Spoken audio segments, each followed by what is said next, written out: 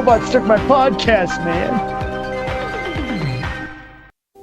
I can't remember who met who first, or who fell in love with who first.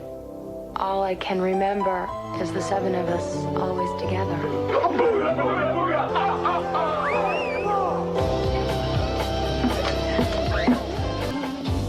Well, it's not just infatuation, Kevin. She's not just a girl. She's the only evidence of God that I can find on this entire planet. Where did you meet Wendy again? Prison. Hi, Felicia. How you doing? Me? Oh, you know, it ain't easy being me. You know all those nights we stayed up talking?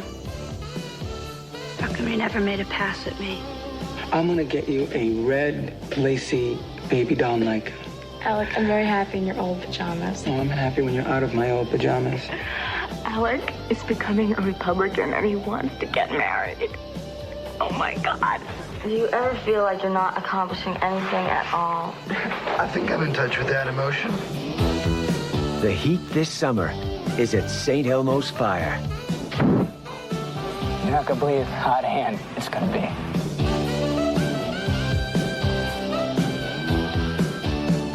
Jordan, I know you want to sell out and join that far-right conspiracy podcast, man, but... I know, but I'm the president of the Young Democrats podcast, but the Republican podcast pays better.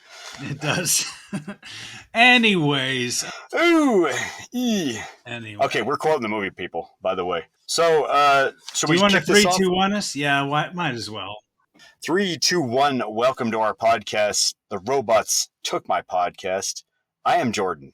And I'm Anthony. Anthony, what movie are we talking about today? We're talking about a 1985 film, St. Elmo's Fire. Jordan, what is the Brat Pack? Or what is a Brat Pack? What does that mean? Anthony, I'm really mad that you brought that up because I detest that label. No, I'm sorry. I have nothing to do with the Brat Pack. I'm just quoting Andrew McCarthy's documentary early on. The Brat Pack was a name given to a generation of actors back in this time period of 1985. It was based on an article written by David Bloom, and it started with just him following Emilio Estevez around after work, after he got off shooting part of St. Elmo's Fire and hung out with Rob Lowe and Andrew McCarthy. But I'm sorry, I'll cut to the chase as far as the label goes. The label, just for starters here, because we will talk about the Brat Pack movie later on, or the Brats documentary directed by Andrew McCarthy. We'll talk about St. Elmo's Fire first, and then we'll segue into the Brats 2024 documentary directed by Andrew McCarthy, who also starred in St. Elmo's Fire. But yeah, the Brat Pack is just basically came after the Breakfast Club. It felt like, to my memory, it just always, every time I think of the Brat Pack, I think of a certain set of actors. I do. I'm sorry. I think of Andrew McCarthy. Yeah. I think of Judd Nelson. I think of Molly Ringwald, even though she's not in this movie. I think of John Hughes, the director, even though this movie has nothing to do with John Hughes, actually. Between Breakfast Club and this movie, and some even say Outsiders. Yeah, and I almost think of, I'm sorry, I'm going to label it. I think of The Outsiders as a Brat Pack movie because Rob Lowe's in the movie and so is Tom Cruise. And I think of Tom Cruise because he was in Outsiders as being a part of the Brat Pack as well. See, Tommy Howell and the Sways are Brat Packers? Really? I'm sorry. To me, it's just everybody young in the 80s that, was all in that clique. It feels like that movie clique, not outside the movie. I'm not talking, with all due respect to Sir Andrew McCarthy. It appeared as if all these actors were hanging out all the time, that they were in some sort of... Yeah, like they blew out of nowhere, that they were just like the way they were in Breakfast Club or in this movie. Yeah, and I guess this movie sort of helped because this movie is all about a group of friends who played by actors who all became big later on in other movies and were in other movies at this time that were huge teenage 80s angst movies. Yeah, right? Yeah, absolutely. I don't say all this with hate either. I mean, we loved these people back then. We wanted to hang with the Brat Pack. The Brat Pack were the cool kid table that we could not sit at, even as the audience. Yeah, growing up, movies like Pretty in Pink, Breakfast Club, Some Kind of Wonderful, 16 Candles, Better Off Dead, whatever. These movies were all this is clearly a generation ahead of us, but still, at that time, we grew up watching these films. These were like the big kids we wanted to be like hang around though. You know, these were like we wanted these kids for our babysitters. Yeah. Yes, I did. But anyway, so I wanted Judd Nelson to be my babysitter. We're cutting that, okay? Giving you cigarettes, putting cigarettes out on your arm. What do you want, Jordan? Hey, kid, you ever had a cigarette before? You ever smoked a Marlboro? Anyway, so this movie is directed and written by a pre-Batman and Robin Joel Schumacher. Yes, and the screenplay was also written by Carl Carlander. I looked this up. Yep. Not John Hughes. Nothing to do once again. But yeah, Joel Schumacher co-wrote the script, and it was based on Carl Carlander's experiences after he got out of college. And this is not a John Hughes movie, other than this will later have a connection with another John Hughes movie, because this movie was co-produced by Lauren Schuler, who later co-produced Pretty in Pink, and she later married director Richard Donner of Superman and Lethal Weapon fame. Yeah. Joel Schumacher also did The Lost Boys, Flatliners. Yes. Yeah. If anybody was like, and on the Brat Pack here kind of too, it's Joel Schumacher, right? It's like helping with the image of the Brat Pack, along with John Hughes was Joel Schumacher, I guess. Yeah. But I looked up some behind-the-scenes stuff here that I find interesting I want to share real quick. They filmed most of this movie in Georgetown, which is around Washington, D.C., with some extra scenes filmed on the Warner Brothers backlot. But also, they wanted to film that opening scene, the famous opening scene with them in front of that collegiate building on a campus where they're walking away, graduating. At Georgetown, yeah. They wanted to film it at Georgetown. Did you look this up? Oh, my God. Did you find out this fun fact? Yeah, it was quite a fun fact. Share it with everybody, Jordan. So they ask the provost's father, who makes the decisions, for permission, because they'd already filmed Exorcist here years previously. It's a Jesuit school. Yeah. The Jesuit Georgetown University. Yeah, they wanted to film at the same spot because they're already in town filming. Why not? And the provost's father says no, because he's read the script. And he says, no, there is so much sin. You know, there's premarital sex, there's drugs, there's drinking, there's smoking, there's cursing. And the storyline's weak, and some of the characters aren't developed very well. He gave notes too. He had notes, yes. He's like, take these, Joel Schumacher. He had his own share of notes. There was Post-its from him too on top of that when he handed the script back. And they did film the exterior of The Exorcist at this same campus, and they wouldn't let Joel Schumacher and company film here. And Joel Schumacher wisely argued against this and said, you just let a movie about a 13-year-old girl who masturbates with a crucifix and says, fuck your mother, film here in front of this campus, but you won't let us film here? And they said, that was Friedkin, and you are no Friedkin, sir. Yeah. And their argument was, yes, but good wins at the end of that movie. The devil is defeated at the end of that movie. But was he really? Come on. So the church thinks that St. Elmo's Fire is more sinful than The Exorcist. I like it. I love it. This is because of this R-rated material. Well, it's also produced by Ned Tannen, who also produced The Breakfast Club, Smokey the Bandit. He's having a good track record here after Top Gun, turning down Lucas previous years. Mm-hmm. So the 90s had angst and the 80s had melodrama, as we're about to find out. Yeah. Have you seen this movie before, Jordan? Yeah, I saw it on cable when I was a kid a lot. I loved it as a kid, but I realize now, growing up, I didn't understand the language the same. The stuff they're saying in this movie was way beyond me as a kid. Let me just put it that way beyond me now. I'm watching it now going, what? That went over my head as a kid. Yeah. And then later on in my 20s, I saw it, but I didn't remember seeing it, but that's about it. I saw it, I think, in high school maybe, and it didn't hit for me quite as hard as some of the other quote-unquote Brat Pack movies. Yeah. But anyway, how does this movie begin, Jordan? So we meet the gang, and we've got that lovely David Foster theme that became a hit, big hit, played on the radio for 2.5 years, it felt like. Mm-hmm. Dun, dun, dun, as the gang is walking towards the camera and all their names are flashing across the screen at us. prestigious private school in DC. They're walking in front. Yeah, and then flash forward. It's almost like years later what happened in Less Than Zero. Yeah. Big flash wide out. Okay, they graduated, but Billy, they're alcoholic. Screeching tires, crash noises. Yeah. Have you just been in an accident with the gang from St. Elmo's Fire? Has Rob Lowe been driving you around? Call us.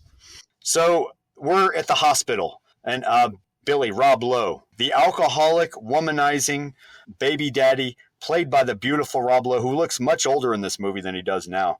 Yeah. Has been in a drinking and driving accident with Wendy, played by the great Mare Winningham. Oh my gosh, great actress, no joke. I loved her later on in the movie Miracle Mile. Yeah. With her later husband, Anthony Edwards. But Cars totaled. Yes. Yeah. Yes. Did you notice that we see an unnecessary rotund gentleman's buttocks, a nude gentleman in that emergency room? It's right in the background, and Jules, played by baby Demi Moore, notices. Yeah, she's standing there next to Mare Winningham's Wendy and Ali Sheedy's Leslie, and yeah, they notice this. Yeah, there's this naked buttock dude in the background. Wow. Just randomly out of nowhere. I mean, is this a comedy, Jordan? It seems surreal at this point, Anthony, if we just walked into the movie out of nowhere. Yeah. But yeah, is it a comedy? I was trying to think that myself. Is this really just a satire and we're not getting it? Maybe. Is this a joke on the part of the writers? I will tell you what joke there is. This is a false alarm, audience. Nobody dies here. This isn't Flatliners. Wendy is okay. It's a false ending at the beginning. Yeah, it's like the movie psychs you out with like, hey, emergency room, somebody's injured. Not really. Yeah. We think maybe somebody's overdosed the way they react, the whiteout. We think it's like The Big Chill all of a sudden. That other movie from a couple of years previous. Yeah, it feels like and then and Kevin Costner was even on a stretcher in the emergency room. Did you catch that? Yeah. So we're 4 months after graduation, right? They just graduated from school. And there are multiple storylines going on just to sort of set everything up. There's the couple who might get married. Yeah. Alec Newberry, played by Judd Nelson. And he works for a Democratic congressperson, wants to sell out. He's the president of the Young Democrat Society, and they used to drink at the bar that I worked at in Dallas. Oh, really? So I know all about these guys. So St. Elmo's Fire was happening in there every night. It felt like Alec's people were in the back. I started thinking about that watching this movie. Like, that's what that was all about. Okay. And so he's going to go work for a Republican senator because it pays more, and he wants to get married to... Who's he marrying or wants to marry? Leslie Ali Sheedy. Oh, but don't forget, at the hospital, we also have, and we'll get out of the hospital real quick here. We have Amelia Estevez' character, Kirby, who notices Dale, the doctor, played by someone who looks like Andie MacDowell. And yeah. But Andie MacDowell, I mean, she looks like her because she is her. Dale Biederman. Yeah. We also meet Ian, played by John Cryer. No, I'm just joking. I wish, but... Ducky makes an appearance in... Yeah, where was Ducky in this movie? Where was the guy lesser than Andrew McCarthy in this movie? Is all I'm saying. And then rounding out the cast, we have the alcoholic, drug-addled party girl, Demi Moore, Jules. Jules, yeah. Who drinks vodka straight like a boss. Wow, respect. Yeah, I love her, man. I mean, you kind of love her for that reason. Oh, yeah. She has a stepmother in a coma, and... She says step monster constantly, though. It's weird, kind of like, right? Yeah. She has a job in banking, and she is an alcoholic's alcoholic. In a movie of alcoholics, she stands out. They bail Billy somehow out of this situation, though, and they leave the hospital. And you know what? Hey, it's still happy hour. Well, it's almost last call at the St. Elmo's, right, Anthony? Let's go to the St. Elmo's right now. Let's go get a drink. Let's leave the emergency room and go to the bar. Why not? Yeah, that blew my mind. I was like, who are these kids? I know. They got out of this drinking and driving shit real quick. I mean, is this white privilege going on here? Or what? Man, they all went to a rich, elite private school. So I mean, it is Georgetown. You know. I mean, then we have the lonely heart surly writer, played by Andrew McCarthy, who's Kevin. Oh yeah, Kevin. His name's Kevin Dolans. Maybe he's Mickey. Maybe he's an Aaron and Mickey Dolans. The monkeys. I wish. I hope. Crossover. We'll see. Hopefully. Who's a newspaper writer, and he's depressed because he's not writing the great American novel, and he can't find love. No, and worse, he's writing people's obituaries in the newspaper. Yeah. Wow, what a low end. But they're just 4 months out of college, man. You know, my first job out of college was Starbucks, bro. Like, come on, man. Times are tough. Yeah, this is the 80s where you just graduated college and the Monopoly guy came up and handed you a big bag of money. Like, I don't know. I cannot relate to this. You know, I realized that as an adult watching this, I'm like, I don't know these people. I didn't know these people when I was there. So going back to Billy, Rob Lowe's character, he's a saxophonist. Yeah, he's got a sax, and he's got his saxophone still. Even the police did not confiscate that; it didn't get left in the vehicle somehow. Yeah, and that saxophone, I guess, never leaves his side. Playing it in the ambulance, yeah. Okay, but he can't keep a job, right? Because he got a job. Yeah. Alec got him a job, and he didn't, and he screwed it up, right? And he's like this movie's Julian from Less Than Zero, right? You know what I mean? Good way to put it, yeah. A movie we previously talked about. And Jordan, where is Julian? I thought you were watching him. I thought he was with you. No. Didn't you just go to the men's restroom with him? No. I thought you were watching him. No, I thought... Jordan, we got to find Julian. Let's put a pin in this podcast and go find Julian. Okay. All right. Anyway. All right. Julian. Oh, fuck. Okay. I mean, I don't know. I wish Julian was in this movie to add some levity. I don't know. Julian was at least interesting. I mean, who's how awesome would that have been if they'd had like Robert Downey Jr.'s Julian just hanging out with Billy party in this movie? I mean, but who played it better? Like Rob Lowe as Billy, an alcoholic, aimless, saxophonist, or Robert Downey Jr. I don't know. Anyway. Yeah. What if they had a Julian in this movie? What if there was a John Cryer Ian, and like, what if he was even more self-destructive than Billy? Just saying. And then they had something to mourn over at the end of the movie. Then we would have something interesting happen in this film. But anyway, so he wrecks Wendy's graduation present car. And so do you see these two together? Like, he has a wife and a kid, but then he's dating Wendy, and everyone's okay with this. Yeah. I don't understand why. But then, Jordan, do you think these two make any sense? They have this on and off love thing for the rest of this movie. Like, she's the good girl and he's the bad boy. It's weird because they just look like they're friends right now. But like they're just friendly dating. Yeah, but do you see these two hanging out, Jordan? Do they make a good couple to you? Do they make any sense? No, it's weird. It's like, I think... She's a social worker. She's from a wealthy family, a greeting card dynasty. She's too nice to be in this movie, I think. I think it does make sense from that standpoint because he's a rebel and she goes by the book and does what she's told, except for getting out on her own and like helping people. Mm-hmm. That's her rebellion, getting out on her own and helping people. She uses that. But yeah, I mean, there is kind of chemistry on that level. Okay. Fair enough. Okay, so really there's just a lot of conversations about love and not getting laid, and there's a lot of speeches in this movie. I guess some of the dialogue. Okay. But one more thing about Billy and Wendy. Yes. Wendy, that makes it sound like Peter Pan. I know, I was just thinking this. It makes me think on a Peter Pan level. I kept thinking that the whole time. I realized her name was Wendy. Maybe that's intentional because he doesn't want to grow up. Is this another Lost Boys? Is this Lost Boys 2 or Lost Boys prequel? I think that's why. But here is the weird thing about him and Wendy. Once again, the physical chemistry doesn't seem there quite. It still seems like friendly chemistry. Yeah. What we see as the audience, So yeah, it does look awkward. From that standpoint, it's like, I don't see it. Exactly. I mean, I get it. Yeah. Why is she hanging around him if all he does is fucking being a sycophant around her like this? Maybe she gives him money. Yeah. Because he can't keep a job. Maybe that's part of it. And I guess she gets a rebellion. She loves him. She's I don't know. She loves his rebelliousness. This is like Friends, the TV show. Everyone eventually dates everyone. You know what I mean? Like, I was getting to that too later on. I'm wondering about the Friends thing too now more so.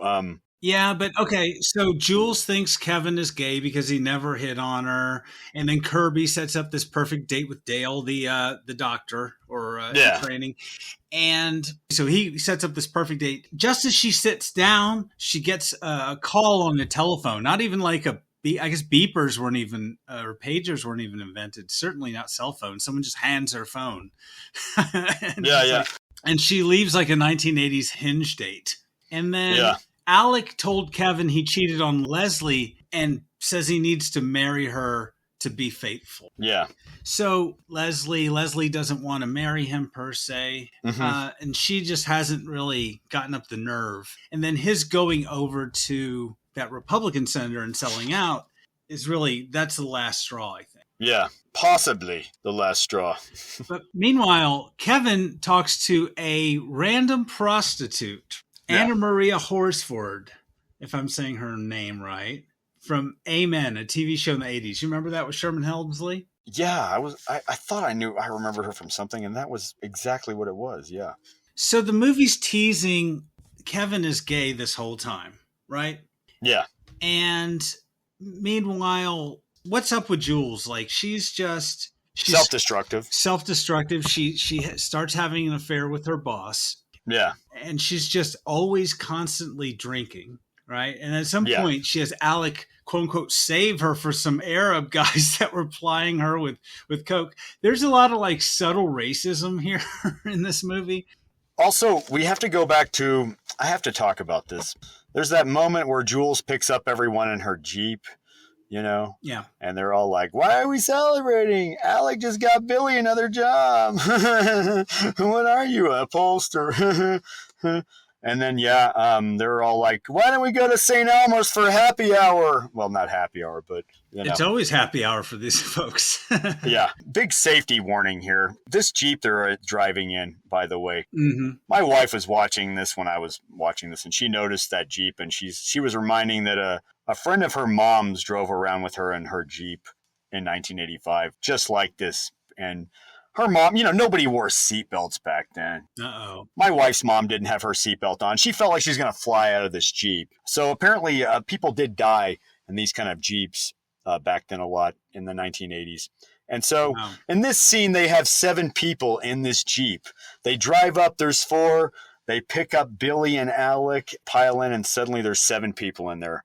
There's a lot of people in the Jeep, and it's unsafe, folks. A lot of people in the Jeep, long story short, yeah. Nobody's in a seatbelt. Nobody's buckled up. It's surprising. Everyone's drunk, especially Jules, who's drunk always. Yeah, she's drunk and coked up driving them. My God, this is just an accident waiting to happen is all I'm saying. I want to bring up, since you brought up that Jules thinks Kevin might be gay after inviting her over, and she wants to desperately introduce her to her neighbor, Ron, who is gay, openly gay. Ron D'Alessandro, played by Matthew Lawrence. Lawrence spelled with a U, not a W, just to preface. Is he one of the Lawrence brothers? No, he is not. I'm glad you said that. No, not Matthew Lawrence or Joey Lawrence. No connection either. He spells it different. The same Matthew Lawrence from Eddie and the Cruisers and the TV show Duets later on, who also had a twin brother actor. Anyway. So then Billy goes to meet Wendy's rich family, and they're just 80s rich douchey, social climbers here. And I don't understand her logic. Why does she bring Billy to meet her family? I guess she thinks this is going somewhere. I don't understand. Yeah, that was after he showed up to meet her at her social worker job. Yeah. And he's like, let's get a drink. Yeah, where do they go? They go to the family dinner. I guess it's Shabbat night because her family seems Jewish from what I can tell. And, and we find out too, her daddy was in the greeting card business, big in the greeting card business. But yeah, he's at this dinner. And then what? The kid from Gary Shandling suddenly exclaims, Billy's on the roof. Yeah. Yeah. And relationship advice for people in movies. Wendy, you are this movie's frumpy girl. And this movie is not going to take your glasses off and make you a hot 80s babe, right? Yeah. You need another movie to be in.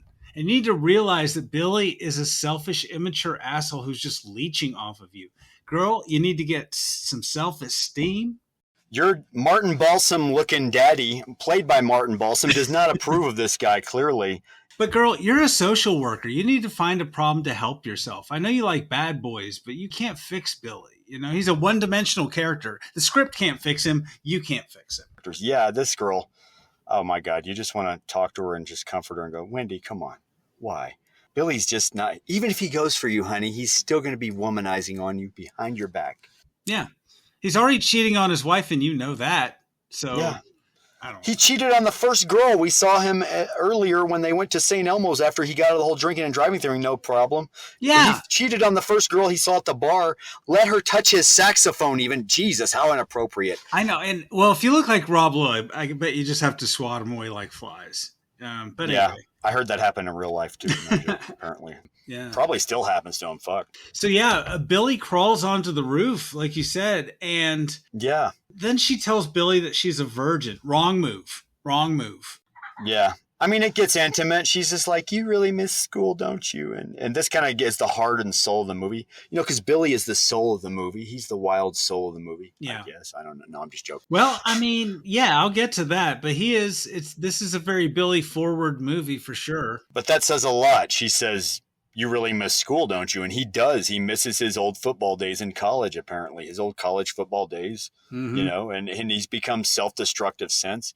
He talks about how he would want to go, and then he says, how about you? Would it be easy for you to go? And she says, you know, I don't want to die being a virgin. And it's like, oh, yeah, just like you're saying. Dude, yeah, wrong move. Now you got a predator here, right? Yeah. You know what I mean? And, of course, he's like, why didn't you tell me you were still a virgin? It's like she flipped a switch on him. You know? Blood in the water, man. No. So he starts to make a move, and she's wearing this girdle because she thinks she's fat because she has no self-esteem.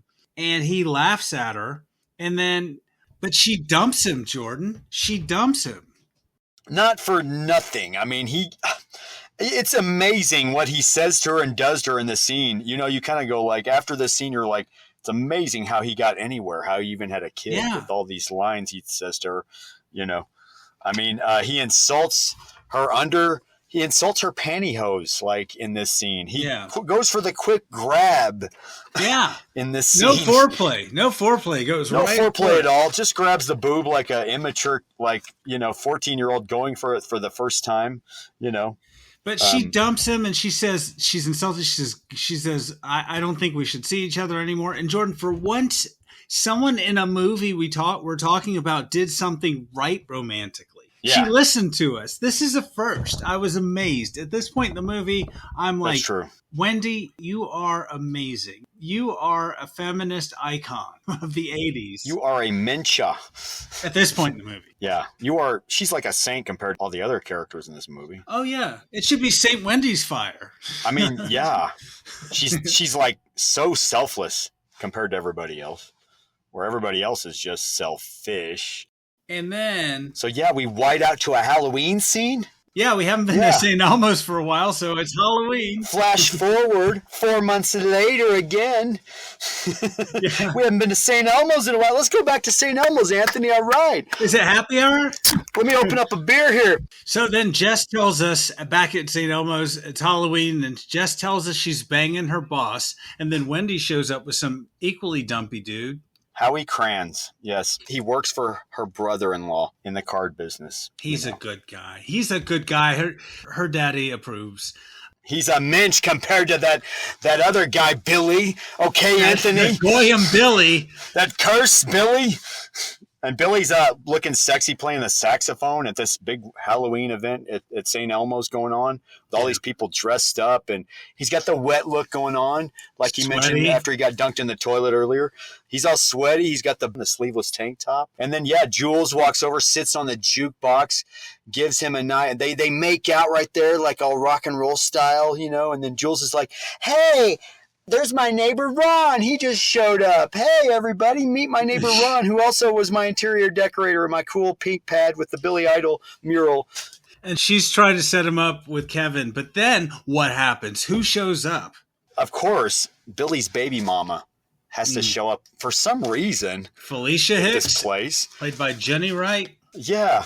I mean, why is she here? So the movie can happen, as the pitch guy would say. Exactly, like, because we don't have enough drama and angst.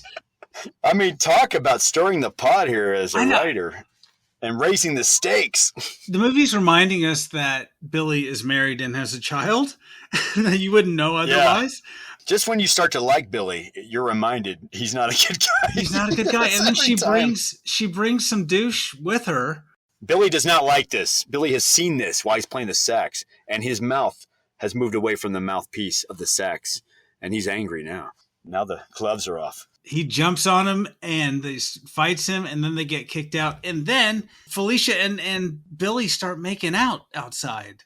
Like, yeah, after he starts another scrap with this guy outside that she's like coming with. And everyone's like, oh, it's one of those relationships where like they fight, they make up, and then they drag everyone into their thing. You know? We left out because he did yell at her from the stage like, hey, that's my wife. And she was like, really? Your wife? You know, you got some nerve, you know, and understandably, I'm understanding from her side. I'm going to take her side here. Yeah. She has all the right in the fucking world to be showing up with this dude. Maybe it just made it awkward. Yeah, she says you're married to your friends at the bar, and she's right. She's right. So, and then they get kicked out after they get into a scrap outside again. Billy and this guy she showed up with. Yeah. She sees the blood on Billy's face, and she's like, Billy, come here to me. Yeah. Oh, jeez. There's nobody to like in this movie. I don't know if I should give relationship advice to Billy's baby mama. Billy's baby mama. My God. Felicia. Is that her name? Yeah. Felicia. Yeah. Felicia, love yourself. Love yourself. I say it like William Shatner. Love yourself. Felicia. I'm going to take the same advice we gave Wendy, and we're just gonna replay it for you. He's no good, girl. Yeah. We're just gonna replay it, rewrite it, chop down a little bit. Except you've got a baby in there. You've had a baby with this man, Felicia, already. And he's let you down many a times. This house you live in is yours, not his. He is not going to be a good husband or father. I mean, he just isn't. So meanwhile, Kevin runs into another streetwalker, the same streetwalker again. It's the same one, yeah. Mm-hmm. He asks her the meaning of life. She says for $50 she'll show him, and he says he doesn't pay for sex. And she reminds him wisely that, you know, even when we get married and get into a relationship, we pay a lot, and then we never have sex. Those are words of wisdom from a streetwalker if I ever heard it. Relationship advice for Jordan. I shouldn't say that. I'm sorry. Jordan. That's mean. I'm sorry. That's cynical. I'm sorry. Apologizing to. And a hooker. Words of wisdom, pearls of wisdom from hookers. So Jules and Leslie meet up at the homeless shelter that Wendy's working at here.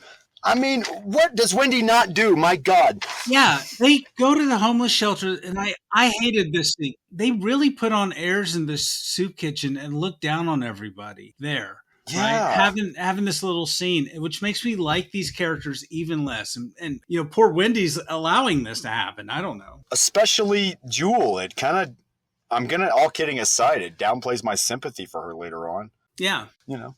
So Billy gets a job with the Korean diplomat who they racistly call a gangster, right? And then he catches her with some chick in a hot tub. And so he loses that job. He was supposed to take care of his place and his wife, and boy, did Billy. Yeah. So meanwhile, Kirby is stalking Dale, the doctor. Remember them? Oh, yeah. He follows her to a party, and he sees this dude kiss her. And then he storms in this party and just, like a child, like something from Rushmore or something, just storms in. Okay, yeah, this is Emilio Estevez' character. So, yeah, I was going to say, meanwhile, Kirby is finding out that life as a stalker is not as easy as he thought it would be, because it starts to rain.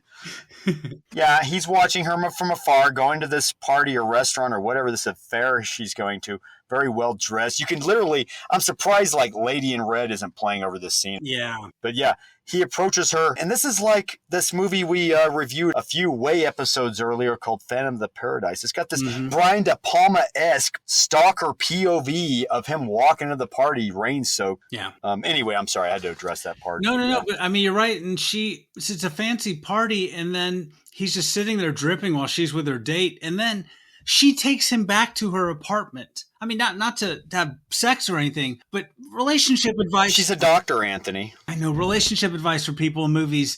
Listen, Dale, never mind. This is stupid. I've got nothing to say to Dale. Dale, don't take people back to your apartment that you don't even know.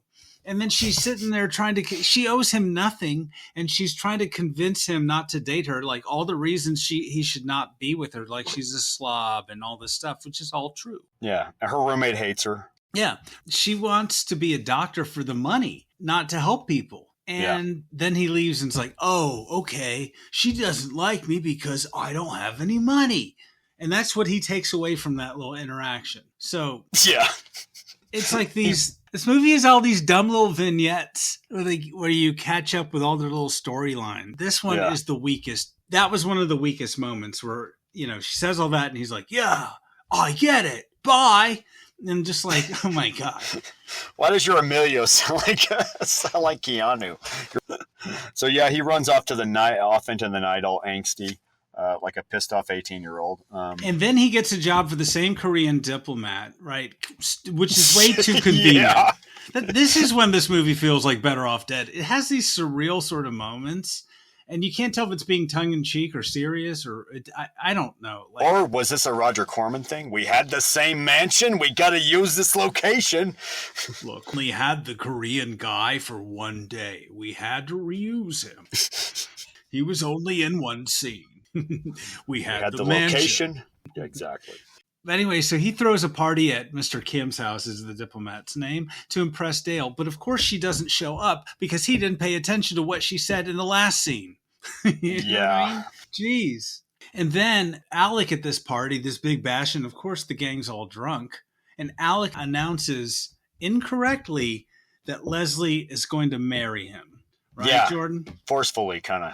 Yeah, she does not look happy, nor does Kevin. Then what happens? She is not impressed. Leslie drags Alec back into this kitchen area of this house they're in still at this big lavish party that he shouldn't be doing at this guy's house that he's working for. And, you know, they're in this kitchen with this, amongst a lot of product placement of Diet Coke and Lowenbrau beer. Brought to you by Absolute Vodka. Yeah. Sorry. And Leslie says, what are you going to do about your extracurricular activities? Ooh, she knows something's up with Alec. You know, she kind of knows Alec plays around on the side because, you know, Alex is like, they all say yes. She says no. They all say yes. That's his whole philosophy, it seems. So we don't like Alec now? He's a douchebag, right? Well, Alec comes right back out to the party, and he thinks Kevin has ratted him out, and he just yells at Kevin for no reason, and you ratted me out. And then he looks at Leslie and says, I want you out tonight. Yeah, and then Kevin's like, I didn't tell her anything. What are you talking about? And then that's when Leslie's like, he didn't tell me anything. I just figured it out just now. Or you confirmed it for me, you know? And she says, yeah, that's what she says. It was a hunch, but you now just confirmed it for me. How could she not know? My God. How could she not? He was working late. It wasn't because he was trying to earn more money with this new Republican senator. No, come on. We're not stupid here. We know what's going on. All the times he was in high school detention, he was really getting it on with random coat check girls. I think he did it with Jules at one point even. I'm just saying. Oh, it was hinted at earlier in the movie. So, yeah, and then Kirby's gone psycho because Dale hasn't shown up to his fucking party. This party's all for fucking Dale, to remind you. Yeah. And he calls her workplace. He calls her roommate. Then he shows up unannounced at her roommate's place. And then he threatens her roommate more or less with because she's not giving him. I'm sorry, I have to call the police right now. I feel if you're being stalked by Kirby, there are people who can help. Call 1-800-555-9995. And then he finally gets some information out of her roommate. She says she's gone skiing, and which I'm guessing it's Aspen. You know, it's because Aspen's just a 30-minute drive from Washington D.C. The D.C. Georgetown area, sure. So, you know, Kirby goes and he finds Dale at a skiing chalet with a doctor. He shows up. Are they in upstate New York, maybe? Yeah, somewhere. Well, I mean, he drove there that night, so I don't know. Virginia, I don't know where the mountains are by there, but he doesn't know how to drive in snow, judging by how he drove up to the house. True. Yeah, he borrowed Wendy's new car because Billy wrecked the old one. Her dad got her a new one, and it's a brand what new, the fuck? fancy Chrysler LeBaron. How are these people friends, Anthony? Jordan, no offense, but if you wrecked a car of mine and then stole another, I don't know if we would be hanging out at St. Elmo's Fire. Okay, yeah. Just kidding, we would. Just kidding, we would. Well, yeah. If I wrecked your car and then that other roommate that we once had who was more excessive than me wanted to use your other car, would that seem like a good idea at that point to you? Probably not. You need new friends. Wendy, friend advice for people in movies. Get some new friends. Man, they're all wrecking your cars, girlfriend. Anyway, okay, so he gets stuck in the snow, like you said, and the doctor, this is kind of funny, but the doctor and Andy McDowell's character, Dale, come out and it's like, what are you doing, dude? Yeah. They're not mad. That was funny. They're just like, what are you doing? And he's like, it's too cold and you're stuck. Just come on in. And so he stays the night like by the fire in the living room while they go get it on. Yeah, he just stews next to that fireplace that's all it looks like. And she's like even offering him jammies, but they're of course her boyfriend's jammies. So yeah, but they might wear the same size. So, come on, the flannel. Come on, man. Come on, don't be shy, Kirby. What's wrong with you? It's clearly cold in there. Okay. It's clear they're up behind the mountains in Aspen. Jesus Christ. Wear the damn pajamas, Kirby. Anyway, so the next morning he's leaving and the doctor goes in to take, I don't know why, because the script needs to get rid of him for a second. It's like, I'm going to go take a picture of you too. Yeah. Like, whoa, this man, I don't understand him. I guess he's just so confident and he's been banging Dale. He's just not threatened, I guess, or he doesn't care about her. Not at all. I don't understand anyone's motivation in this movie. But clearly not him. And so he goes in, and when he goes in to get the camera, Kirby just lays this, Times Square V-Day, fucking kiss on her.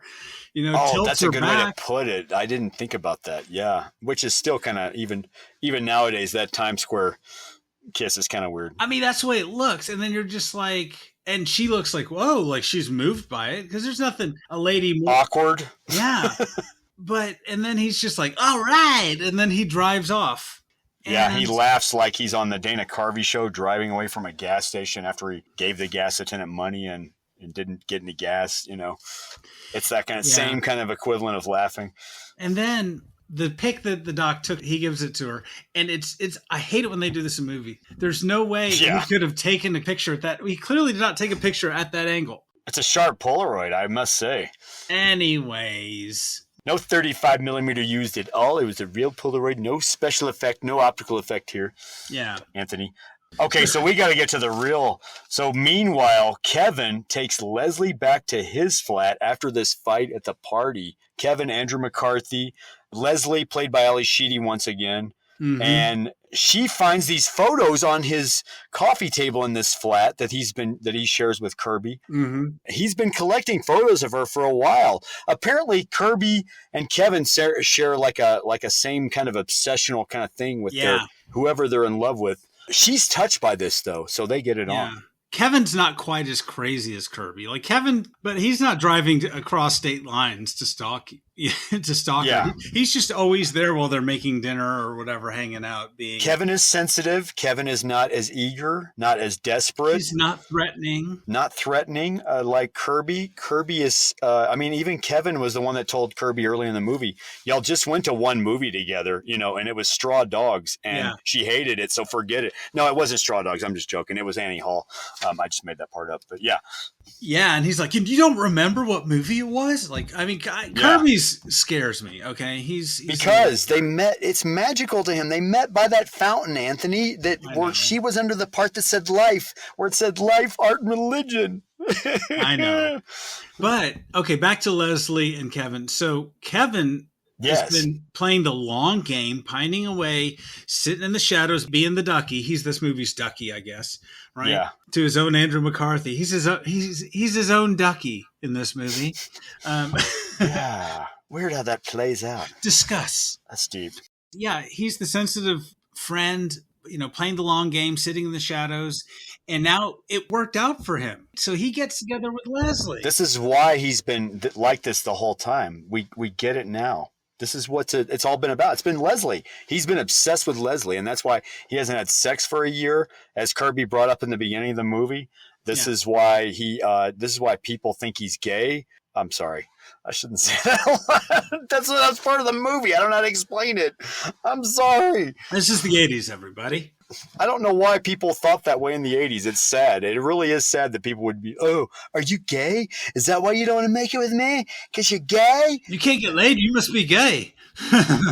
Yeah. You don't think I'm hot? You must be gay. It was a double standard, too. Don't get me wrong. I mean, men were guilty of it, too. But much so, more so. But so they get it on everywhere in the apartment, like everywhere.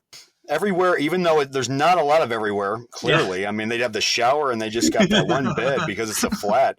They got that right, actually. For somebody in the early 20s, that's the one part of this movie got right. Oh, in D.C.? Yeah. Was where they live. Yeah, like everybody had a small place like that in their 20s. But, okay, so at this moment, it really feels like an 80s, like the guy gets the girl. Yeah, we got the David Foster music once again. The da da da na na na na na. I'm touched. I mean, I'm getting it. This is the point Jordan Moore was like, I've been kind of hard on this movie.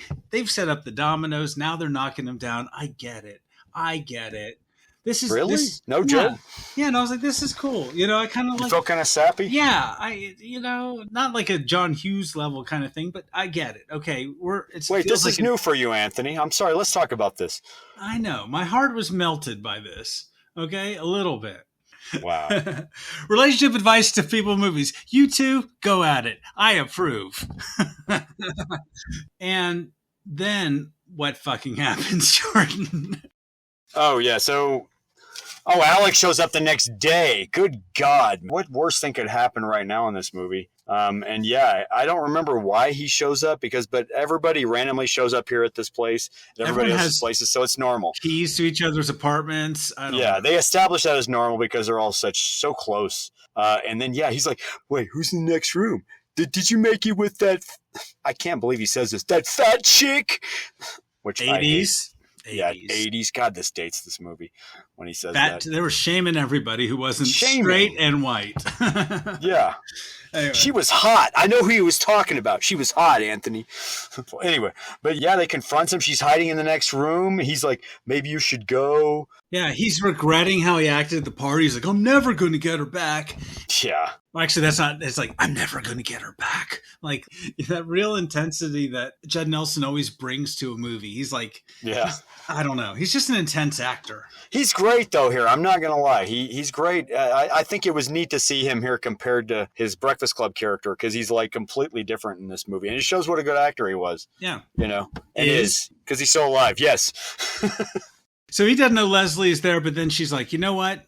I'm going to make this more complicated. So she reveals herself and then he doesn't know what to do. He's pissed off and he just storms out. Yeah, she's like, deal with it, more or less. You've got this love triangle thing going on here now that is taking up a lot of the movie. All these people are kind of dating one another, in many of these cases. So it's like, except for Jules, who's fooled around with people, a lot of the conflict is coming from people dating one another. Yeah. And so after the party... Kirby's set up, and Kirby's now not of course, so nobody is to blame other than people left there passed out and left a mess like the level of 16 Candles party. Yeah. So Jules gives Billy a ride home to his apartment with his wife there, with his wife waiting for him. Oh, yes.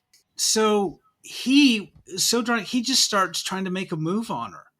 And he even grabs her keys and puts it in his pants. Practically sexually assaults her. No, he does sexually assault her. Tries to, Yeah, he pops a move on her and then... Yeah, it's just disgusting. She's like, I just needed a friend and I was trying to tell you all this stuff. And she's like, you broke my heart. You break everyone's heart. Yeah. And then Jenny comes out and then Felicia comes out and sees this with the baby. And this is when Billy hits rock bottom. I think he hears it. I think he, and he tried to go back to the frat house and get a job and, couldn't make that happen. So he's really hit rock bottom. So now everybody's hitting rock bottom. We're at the end of Act 2. Everything's going to shit. Yes. Then finally, Wendy gives her fancy Chrysler LeBaron car back to her dad and says, I don't like Howie. I love Billy. Okay, relationship advice for people in movies. Wendy, what is wrong? Never mind. Wendy, you just undid what you did. You had it. Yeah. She's in love with, oh man. And at this point, Wendy, I don't have words for you, girl. I don't know. He's the bad boy with the cream filling. Come on. Get an eclair if you want the cream filling. Yeah. So anyway, so Leslie goes back to the apartment with Alec there to divvy up their stuff. Yeah, and Alec has trashed this fucking place. Like, you could tell he's just thrown things around because he's so angry. Because he lost her. I think it's because somebody said no to him. That's what it is. Somebody rejected him. That's why. It's that kind of thing. Yeah, and you're right. And she was intimate with someone else that he knows rather than the countless number of girls that he screwed around with. He clearly has gone. He's clearly been around, gets around, as the Beach Boys say. But and he tells her, you can take Rocky 1 and 2 videos, but Rocky 3 is just for me only. Yeah. Understand that?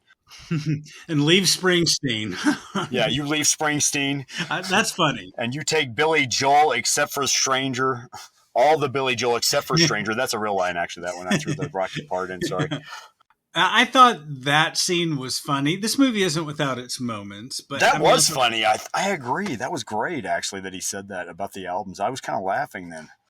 The best lines in that last scene, though, which is where he says, "You fucked Kevin." And she says, "You fucked many." Yeah. And the trailer really sets up this fun, lighthearted movie. And then what you get is all this booze-soaked melodrama. It's an R-rated movie, Jack. I mean, still. Is it? It's not a kid's movie. You're right. Even though I watched this when I was like 10 years old. I mean, times were different then when I was little, but yeah. So anyway, Leslie is like Kevin's muse. He shows her that he finally wrote the article he's been trying to write on the meaning of life, and it gets published, right? Leslie is Kevin's muse now, yes. And she moves in with Jules, who is just, at this point, is really out of control and coked out. Totally 80s style. Yeah. But Kevin wants Leslie to move in with him, and it's like, too soon, bro. Relationship advice, too soon, bro. Yeah. You slept with her once. You're both drunk. And this is where we're reminded that Kevin hasn't had sex in a while because he keeps kissing all over Leslie, and she's like, remember, sex and love are not the same thing. Yes. And I think Leslie was just trying to use him to break up with Alec, really. I think it was a time and place thing with her. Yeah. I don't think it was like she was trying to. I think it was like, oh my God, he said the best thing to me at that moment, and it felt so good. This is how I had to react, was I had to have sex with him in that tiny little shower in that tiny little flat. Yeah, exactly. I hate this love triangle now, Jordan. I liked it 10 minutes before this. Now I'm just like, what the hell? Because Leslie kicks Kevin out, and I'm like, this movie is hopeless. There is no way we're going to have a happy ending at this point. Yeah, I did kind of want them to end up together. I mean, yeah. I mean, both of them for their own sake. I mean, she's like with this guy who's like messing around the side, acting like he's all straight laced compared to even Rob Lowe's Billy. And then this, I mean, yeah, why shouldn't they end up together? Come on. I mean, have a happy ending for them. That would be the exact alchemical formula for an 80s teen comedy kind of thing. That's also real, in my opinion. I mean, that's the way things happen a lot of times. You want things to happen like that in life. You want the good guy to get the girl or the shy guy to get the girl. That's what you want. That's what John Hughes would have done. Except in Pretty in Pink. Do it for Johnny. But anyway, do it for Johnny. Couldn't help it. I had to sneak that in somewhere here. Yeah. Stay gold, Billy. Is The Outsiders a Brat Pack movie? Next podcast.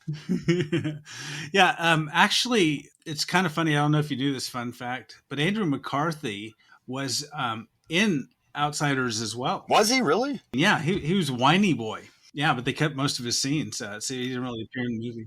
I was going to bring that up too with John Cryer. John Cryer says he was Brat Pack adjacent, but he auditioned for this fucking movie. Yeah. Oh, everybody did. And so did Leah Thompson, I think. So it's like, and she was trying to say she was not Brat Pack, but I'm like, if you audition for this movie, you're Brat Pack. I'm sorry. You're a wannabe Brat Packer for sure. So anyway, Kirby and Kevin go to St. Elmo's. And so they see him with his Republican asshole buddies, and they're like, fuck this place, man. And then Leslie goes and finds Alec at the senator's office, tells him that Jules lied about banging her boss and was fired weeks ago. And she's locked Leslie out of the apartment. She can't get in.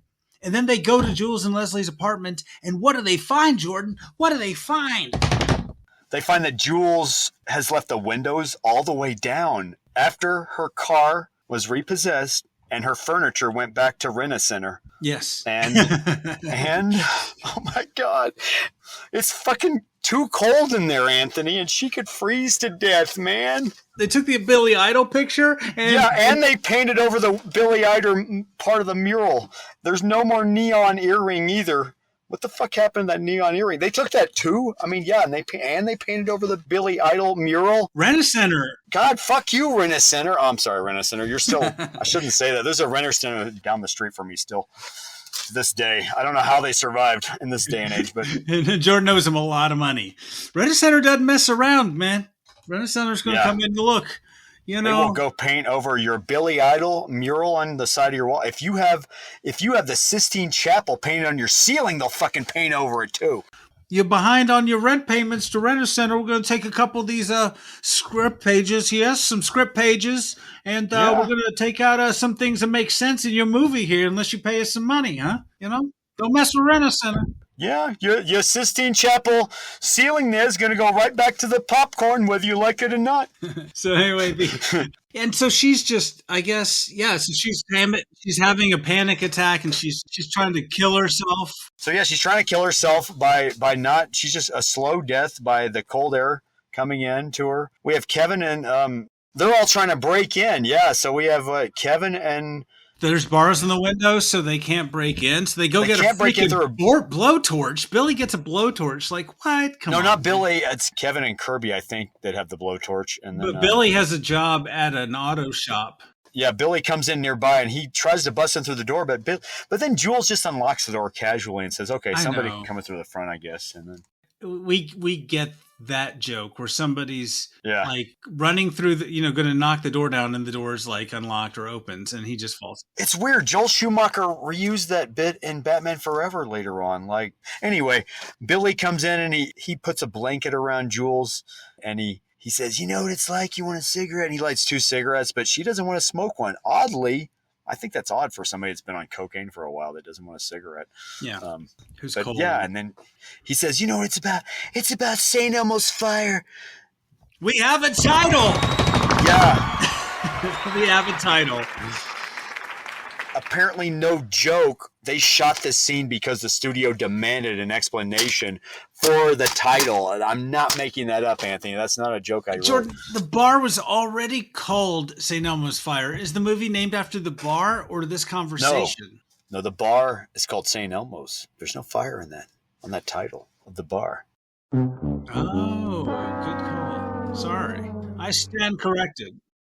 So this is our climax of the movie. So Billy, this is his change. He's gone from being selfish to being helpful here. To being the hero. Yeah, and so he talks her out and he's just like talks about St. Elmo's fire and he's like all the lessons he's learned in the past week. How St. Elmo's fires is a hopeful thing. When I always thought it was an omen of bad tidings for sailors, or you know what I mean? It's a bad. You're probably right. I don't think they understood what they were. I think they vaguely knew what they were talking about when they wrote this dialogue at the last minute. Yeah. So they have this rush scene, but it works. I believe it. You know, he comes in, he comforts her. Okay, oddly, confession time. I got weepy on this scene. Everything I've said up until now, I still got weepy on this scene, and I was thinking everything I've said up until now, Anthony. Yeah. But confession, oddly, I started to care again about these people. Exactly. That Jules says that she's been visiting her comatose stepmother in the hospital, and she just wants her to talk so she will know why her father hates her. Yeah. And we actually have some real character develop for a minute. Yeah. I read that Demi Moore was going through. She was very excessive at this time, apparently, to where they made her get a sober coach on the set. Yeah. And she admits this later on in the documentary we're about to talk about. But yeah, she went to rehab for a couple weeks, I think. But it was more serious than it apparently talked about. Yeah, she did. And Joel Schumacher, he had been excessive himself, so I think he was really good at. I think he treated the situation really well to his credit, from what it sounds like. as a director, as somebody coaching her himself, because he had been excessive. He used to shoot up crystal meth, back in the 60s, like late 60s. He was excessive. He partied. When he was working for Halston, though, yeah, he was doing crystal meth.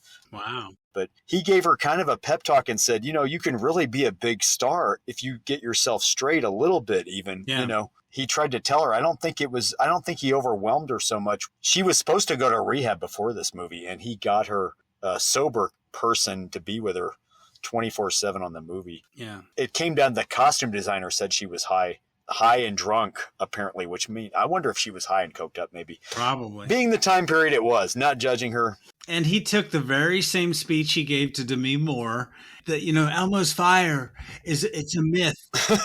Yeah. It's made up fears. It's not real. Yeah. And he's just like, that's good. I want to put that in the movie. Yeah. I wonder if it was like playing into the character a bit, though, Demi Moore here at this time in her life. Demi Moore's just very method. She was like, look, I'm going to come into this movie with a coke problem.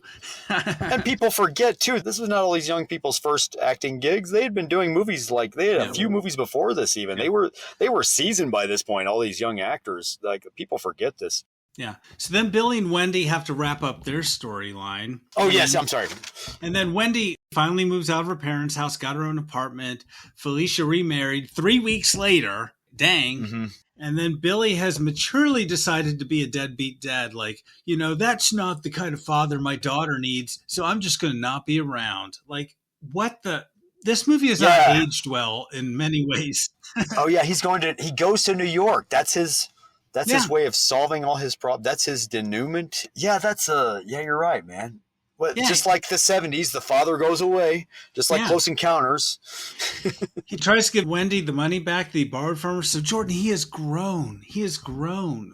What Julian didn't do in Less Than Zero, Billy is doing in this movie. Okay. And Jules is doing. So people get better. This it's a story of redemption.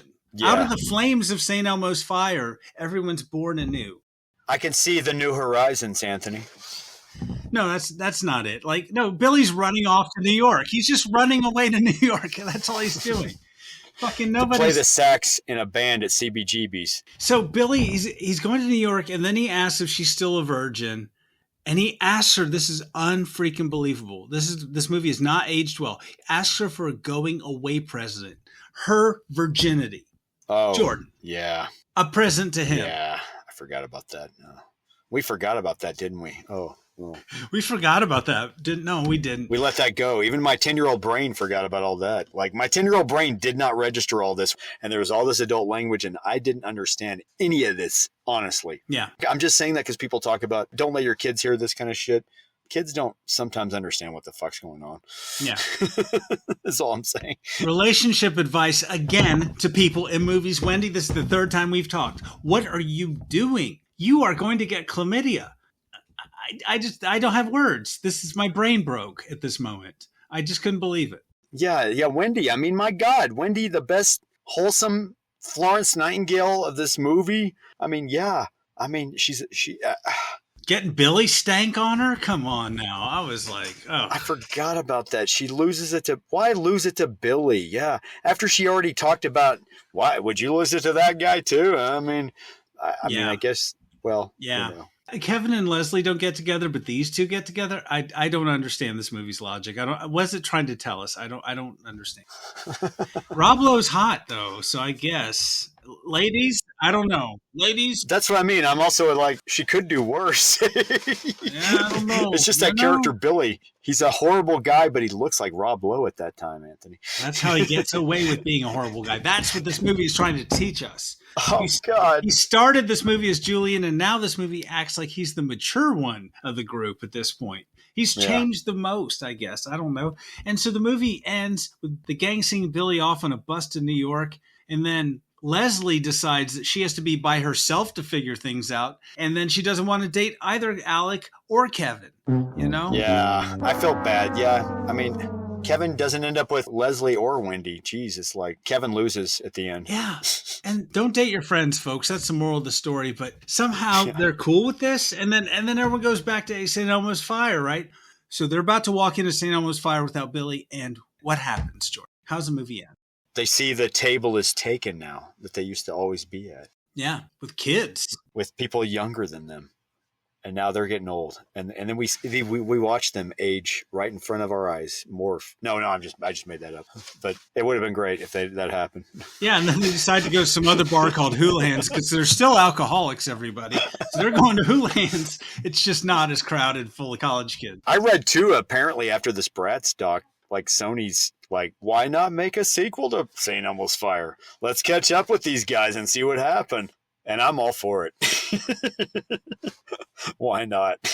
I know, why not? Let's even hopefully they persuade Judd Nelson with a lot of money. Fine. So, Jordan, does this succeed as a Brat Pack movie? Yes. As a moody young adult drama. Yes, if anybody wants to go back and look at the history of Brat Pack movies, yes, this is one of them. Secondary to Breakfast Club. Well, I don't know. Maybe first. I don't know. Is it a good one? Is it good? It's still good, I think, actually. Okay. It did move me still. These are good actors in this movie. That's the one thing we forget. They're all good actors. It's just we don't like their characters a lot of them. Good chemistry. And once we're adults watching them as compared to when we were kids watching them, oh my God. We really get it now as adults, and we're just like, but you know what? Here's the fucked up part. Were we any different from these people, even as we criticize them? We were all obsessively in love with somebody at some point. Maybe not just like Kirby. Maybe not drive to Aspen crazy. Maybe not save photos, steal photos of your best friend's girlfriend. Maybe not that crazy, but you thought about them a lot. Have we not all been in a relationship we didn't want to be in, like Leslie, or pined after somebody in our, like that Kevin? Too. Have we not all been like Jewel and spend too much on our credit card as young people, and then then snorted up all our nose? No, I don't know. Have we not all had a cocaine problem like Jules? Have we not all run out on our wife and child like Billy? Have we not all had our furniture repossessed by Rent-A-Center? So what if John Hughes had directed this movie, Jordan? I think it would have had a better, I don't know. I think it would have had more heart. Maybe a little more heart, yeah. I think this movie lacks heart. That's part of the unlikability of these characters, really. Yeah, because Breakfast Club even had... Everybody came out hopeful. Hughes never had it wasn't always light at the end, but it was more light than they were used to, I guess, the characters. And then it was it was hope. It was like a hopeful ending. Yeah. The difference is the Breakfast Club starts with cliched characters, the jock, the weird girl, whoever, the nerd. It begins with these archetypes. It deconstructs them. And it shows that they are more complicated than just their archetypes. This movie kind of just has these trope characters, and it doesn't do much with them. Yeah, they change at the end of the movie, like they're kind of less douchey, but they're not really... We don't know any more about them. They don't do unpredictable things. They do exactly what the movie said they were going to do at the very beginning. So there's no real change, and we're not really invested. Or at least I'm not. You could argue this is the better version of Less Than Zero. It is better than Less Than Zero. Well, Less Than Zero is strangely enough more fun than this movie, I think. Well, the first... In the wrong way. In the wrong way. The first part of it is maybe. In a campy, weird... I mean, Less Than Zero is just a different experience. I don't know. Yeah. And just like Less Than Zero, how old are these people? They have 35-year-old problems, even though they're like 22. I don't know. Who's I think it was influenced by Woody Allen's 70s movies, though, a little bit. The way they had to deal with it. I think that was their model for dealing with it, was stuff like Annie Hall and Manhattan. Yeah. And I have to give credit for Joel Schumacher and the screenwriter and the editor for being able to, for dealing with all these characters like this and shuffling it all around and subplots, That's its weakness. There's almost too many characters. Yeah. And we just have to push the plot along, right? I don't know. It insists upon itself, I think, in a lot of, because it has these characters, and then it just really has them saying this all these bad jokes and this elevated dialogue and all these real scene chewing moments. And there's a lot of extraneous and repetitive scenes in a way. I love when they put Billy in the car, though, and they say, you've been accused of drinking and driving, and he says, Drunk, definitely. I don't know if you could exactly call it driving. That's pretty funny, actually. There are some funny moments, but this movie thinks it's way cuter than it really is. It thinks it's funnier than it really is. It thinks it's way more clever than it is. Yeah. It's the movie of a generation, I understand that. Just not my generation. You know what I mean? It's not bad, though, because I guess it's an 80s relic. I don't know. That was the thing. Maybe it was the star power back in the day of this movie that helped it. I mean, the actors themselves, they were already kind of burgeoning at that point, stars.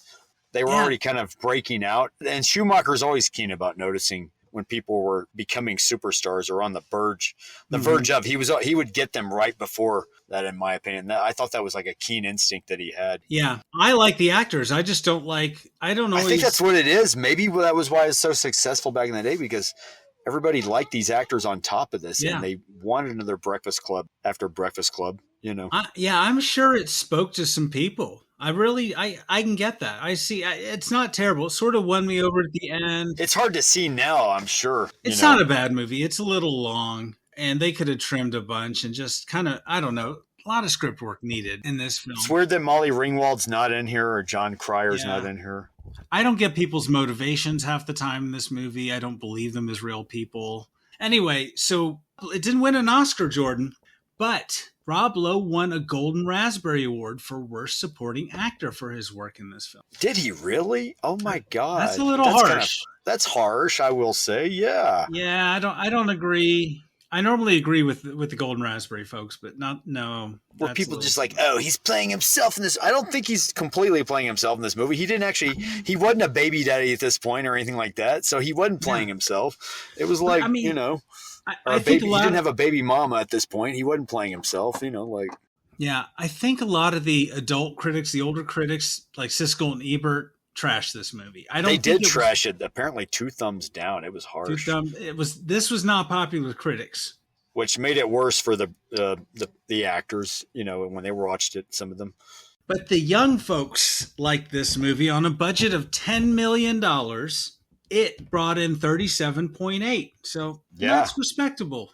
And the songs from the movie St. Elmo's Fire, Man in Motion, which you hear 50 times in this movie. Yeah, which was a throwaway kind of song, not throwaway, but I mean, David Foster, it was done for a charity thing originally. And David Foster adapted it to this movie. Yeah, that was hit number 1 on Billboard's Hot 100 chart for 2 weeks. Yep. And the love theme, even from St. Elmo's Fire, reached number 15 as well. What do you think about those? Seem like iconic 80s songs to me. And I think they work well in the film, to be honest. Of all the film's flaws, I think the soundtrack is one of the strongest parts of it. I think David Foster is a musical genius. No joke. His stuff is great. He started as a sessions player, one of those kind of sessions players, the hired guns kind of guys. Yeah. But I think it's great. I think it's still beautiful. I mean, it's genius because it's a theme we identify this movie with. Yeah. And that theme was bigger than the movie. Yeah. Once again, it was like Saturday Night Fever. The soundtrack is bigger than the movie. People know the song, but probably have not seen the movie. Yeah. It's proof that music can outdo movies as an art form sometimes. I hate to say it, but that's like proof of it. Yeah, I think we'll hear some of that theme later. But just in comparison, Breakfast Club and an asterisk with these numbers. Breakfast Club was made for $1 million, made $51 million. Ooh. So a cheaper, same year. Yeah, a cheaper movie made a lot more comparatively. Breakfast Club came out that same year. I'm just now putting that together in my mind too. It came out in like January, I think. Yeah, and this movie came January out 85. in June or July, I think it was. Yeah. So Jordan, real quick before we get into Brats, what rating do you give this film? Man, it still sucked me in. I didn't fall asleep through it. I felt nostalgia going back to it. I don't know, man. I'm kind of in between a 7 or 8 out of 10. Okay. 7 out of 10 Bloody Marys at St. Elmo's. Is that an okay rating? Yeah. I mean, I don't know. I've sort of trashed this movie. It's very watchable. I wish it was shorter. It's good as a relic from the 80s and a nostalgia piece, and probably in a weird way an important film. Yeah. But for me, it's more like, I don't know if I'd be rushing back to watch St. Elmo's Fire again, like given the chance to watch this or Breakfast Club or whatever, one of those other movies, I'd watch Breakfast Club. You know what I mean? I agree with you on that.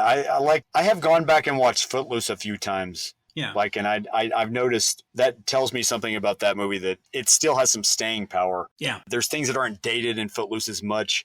Yeah. Compared to Footloose, no, I don't know if I'd go back and watch St. Elmo's right away, but I had to go watch it twice before this podcast. Yeah. So. Yeah, you had to watch it. I had to watch it. No, I mean, we're really watching it because of Brats, right? And yeah, right. Absolutely. I hadn't seen this since I was a kid, but watching it again. Me too, honestly. Watching it again, I really didn't identify with a lot of the characters. Yeah, same here. And it's a very time and place sort of thing. Yeah. I give it 5.5. I think I know that's harsh, but I don't know. Ooh. Maybe others will like it more than me. I don't hate it. It's just I just don't love it. Does that make sense? Yeah, I mean, there's some things that aren't dated in there, and the characters are not all likable. It's understandable. Oh, I just would say I understand people that love this movie and don't like it. I mean, I understand Siskel and Ebert's side, and I understand people that love it still probably. And for what reasons they still love it, I kind of think I understand why. Yeah, it's a movie you can both hate and love, and it's like, well, whatever. Yeah. But yeah, I mean, I don't regret watching it. But Jordan, you suggested that I watch Brats, the documentary that Andrew McCarthy made recently, and hopefully this airs pretty soon. Yeah. About revisiting the whole Brat Pack label that was put on him and the other folks in this movie and, Breakfast Club. Yeah, this documentary, man, serious documentary. Andrew McCarthy trying to, I guess this is his therapy, this movie, honestly. That's what I thought too. It seemed like this was his therapy. Yeah. Exactly. Did he pay all the people he talked to? No, I don't think you gotta wonder. Yeah. Andrew McCarthy has a huge chip on his shoulder, and maybe understandably to some degree, about Jordan, as you mentioned. David Bloom wrote a New York Magazine story entitled Hollywood's Brat Pack. Yeah. And it messed Andrew McCarthy's life up, apparently.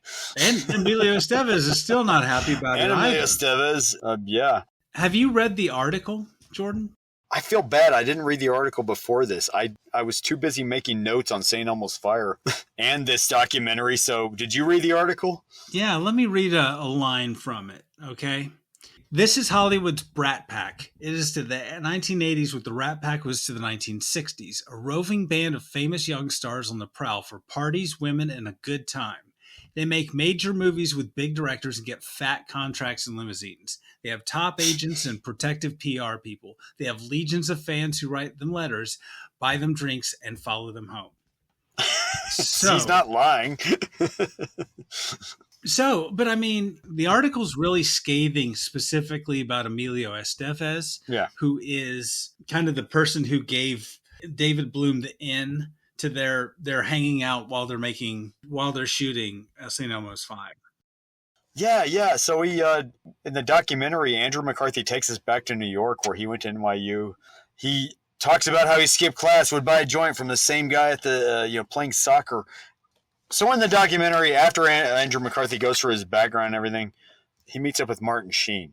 I'm sorry, Emilio Estevez. Who looks a lot like Martin Sheen. God, he looks like his dad. He used to. Man, it's weird. Emilio Estevez was the main subject of the article written by David Bloom. Emilio Estevez says he felt the article had derailed him in retrospect. And here's the funny thing I have to say in this moment, because he meets up with Emilio Estevez. It's the first person he meets up with in the documentary. Andrew McCarthy says he didn't like what they said because that moment, Scorsese and Spielberg, you wouldn't call them the Brat Pack. Here's the funny thing. I'm going to derail.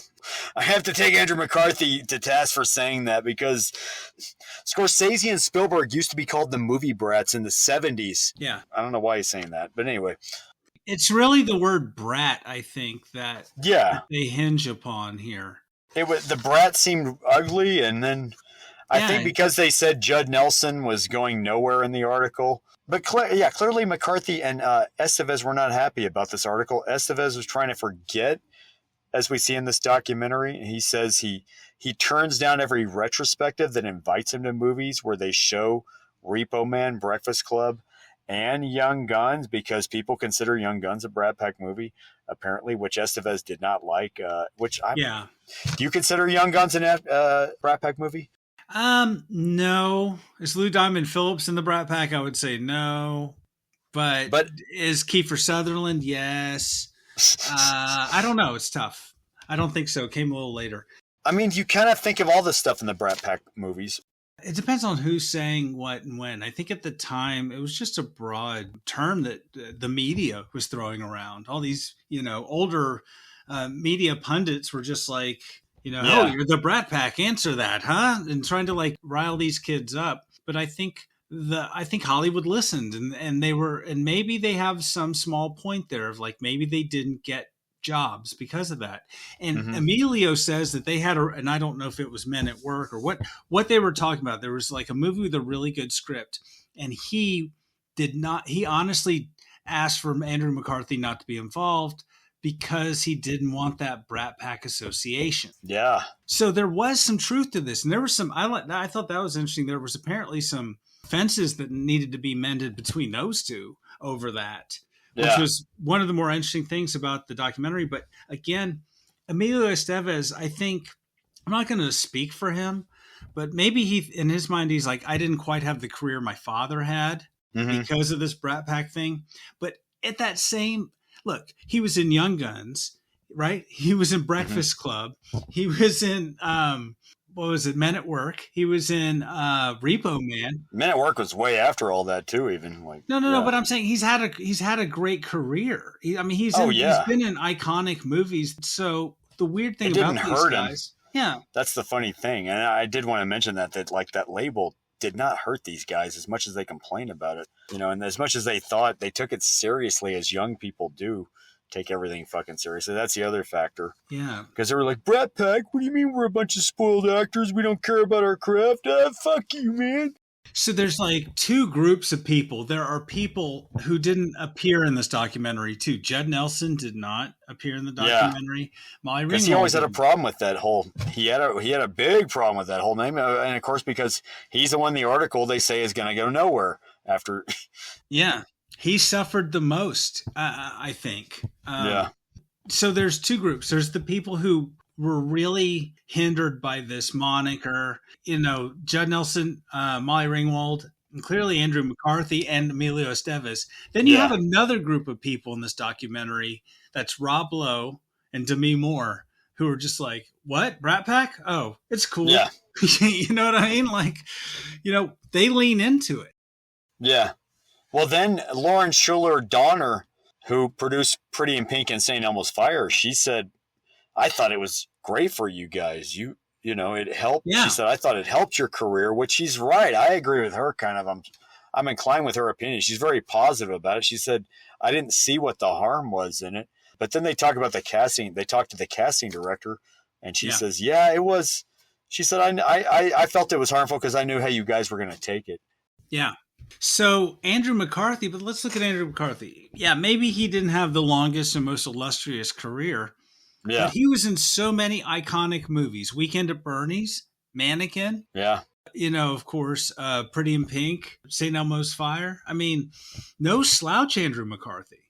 You know what I mean? He's a great actor. I mean. But I guess what is their big grievance that, I guess, was it because they were young and they took this to heart? And I mean, it seems like Rob Lowe and Demi Moore handled this a lot better or were able to manage it. Both of them had career lulls.